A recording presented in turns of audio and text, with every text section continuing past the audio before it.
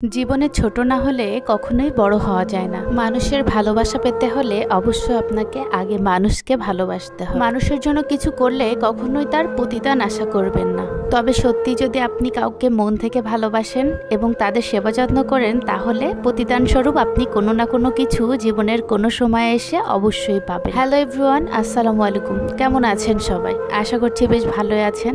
আজকে দেখেন শ্বশুর বাড়ি থেকে কি নিয়ে এসেছে।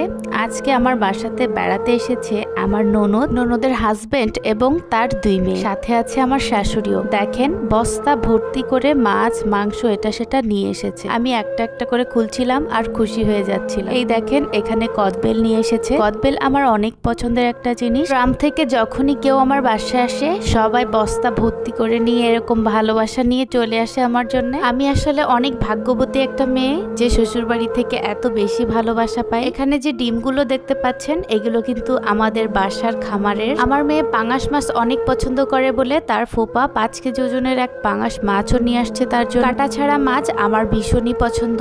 তেলাপিয়া, চিংড়ি, ট্যাংরা এই জাতীয় মাছ আমি অনেক বেশি পছন্দ করি। আমার মেয়েটাও হয়েছে আমার মতো। একটা একটা করে বস্তার ভিতর থেকে বের করতেছি আর আপনাদের সাথে শেয়ার করতেছি। আমার শাশুড়ি আম্মু অনেক হাঁস মুরগি পোষে বাসায়, তাই প্রতি মাসেই আমাদের জন্য কোনো না কোনো হাঁস মুরগি মাছ এগুলা পাঠায় দেয়। এই যে এখানে দেখতে পাচ্ছেন কিছু হাঁসের মাংস, তেলাপিয়া মাছ, ট্যাংরা মাছ, পার্শে মাছ, তারপরে চিংড়ি মাছ। কোনো মানুষের জন্য মাছ পাঠানো অনেক সোজা জিনিস, কিন্তু কারোর জন্য এভাবে কেটে বেছে ধুয়ে পরিষ্কার করে প্যাকেট করে মাছ পাঠানো কিন্তু অনেক কঠিন ব্যাপার। মানুষের প্রতি যখন মানুষের ভালোবাসা থাকে, তখন মানুষ অনেক পরিশ্রম করতেও কোনো কষ্ট করে না। কিন্তু আপনি যখন আপনার সাথে খারাপ সম্পর্কের মানুষের জন্য কিছু করতে যাবেন, তখনই আপনার যত কষ্টের পালা শুরু হবে। কেউ যদি আপনাকে ভালোবেসে একটুখানি কিছু করে, তাহলে আপনি তার জন্য অনেক কিছু করার চেষ্টা করুন। আর যদি সেই মানুষটা আপনার জন্য কিছু না করে, তাহলে আজকে থেকেই আপনি তার জন্য করা শুরু করে দিন।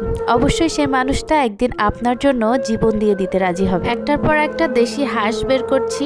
দেখেন এখানে কতগুলো হাঁস পাঠিয়েছে আমার জন্য। আমি তো দেখতেছি আর অবাক হয়ে যাচ্ছি আর অনেক খুশি হয়ে যাচ্ছি। আমার শাশুড়ি আম্মু বলছিল তোমার জন্য হাঁস নিয়ে এসেছি, কিন্তু কখনোই বুঝতে পারিনি যে এতগুলো হাঁস আছে এই বস্তার ভিতর। হাঁসের মাংস কার না ভালো লাগে, কিন্তু হাঁসের মাংস আমার একটু বেশি পছন্দের। ভাবুন তো একবার, এই বৃষ্টিতে ঝালঝাল হাঁসের মাংস, তাও আবার নারিকেলের দুধ দিয়ে, অনেক মজা হবে তাই না? আপনাদের কার কার আমার মতো হাঁসের মাংস পছন্দ অবশ্যই কিন্তু কমেন্ট করে জানাবেন। আমরা যখন গ্রামে ছিলাম, সপ্তাহে 2 দিন হাঁসের মাংস রান্না না করলে আমার শ্বশুরের মাথায় কাজ করতো না। হাঁসের মাংস রান্না করলে আমার শ্বশুরের কথা ভীষণ মনে পড়ে। 4টা হাঁস নিয়ে এসেছে। আবার এই পেপারের ভিতর কি দেখি তো, দেখেন অবস্থা। আবার দেশি মুরগিও আছে। মানুষের এত ভালোবাসা আমি কোথায় রাখবো কিছুই বুঝতে পারতেছিলাম না, কারণ আমার ফ্রিজ পুরা ভর্তি। আর একটা থলি আমি আপনাদের সাথে শেয়ার করতে পারলাম না। সেই এক থলে চিংড়ি মাছ ছিল, সেটা আমার শাশুড়ি আগে ফ্রিজে পুরে ফেলছে। সবাই আমার এই সুন্দর পরিবারের সুন্দর মানুষগুলোর জন্য দোয়া করবেন, যেন তারা সবাই ভালো থাকে। আল্লাহ হাফেজ।